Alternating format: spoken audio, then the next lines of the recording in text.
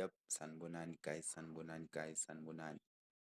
Please like, share, subscribe to my YouTube channel bafethu. Abantu bahlezi bathi ngihlezi ngikhuluma mina, wena uhlezi ukugxeka ama-player. Bafethu, akusiyi-strike esingahamba naso ku-World Cup lesi. Lesi check-a ukuthi in 10 years uLyle Foster ukore ngakhi goals in 10 years. Kusuka la ufike la. It's 27 goals bafethu in 10 years. 27 goals. Kunabantu abakora 27 goals in 1 year. Thina i-best striker yethu la eSouth Africa ikore 27 goals in 10 years. Hayi bafethu, maningathembi umuntu engikhuluma ngaye nangu la. Ngikhuluma ngale ngwenya mina. Ngikhuluma ngale ngwenya le. Ngikhuluma ngale ngwenya le, uLyle Foster. Ngikhuluma ngale ngwenya le. Bafethu uLyle Foster in 10 years, in 10 years ukore 27 goals.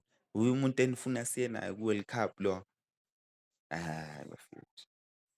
Hayi, angifuni ukukhuluma ezinye izinto. Orlando Pirates yalimosha ibhola le-South Africa. Straight. Ivan Khoza, Helman Mkhelelane yayimosha i-South Africa bafana. Ngathi abantu bazokhululeka mase ningekho nina. Ayikho phela lento le. Nisambisa nalo muntu lo. Bheka ama-stats wakhe bafethu ningathi ngiyamcala. Bhekani ama-stats wakhe. Ngifuna ngikhomba ama-stats waka-Lyle Foster ningathi ngiyamqala. Nawu ama-stats waka-Lyle Foster bafethu. These are the stats waka-Lyle Foster. Senior career goals. Check 1 plus 3 is 4, 5. 9 plus 8 is 17. 17 plus 10 is ngakhi? It's 27. 27 goals in 10 years. Guys.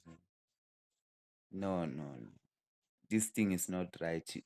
Siyela ukuyodliwa ku-World Cup, ku-AFCON siyela ukuyodliwa.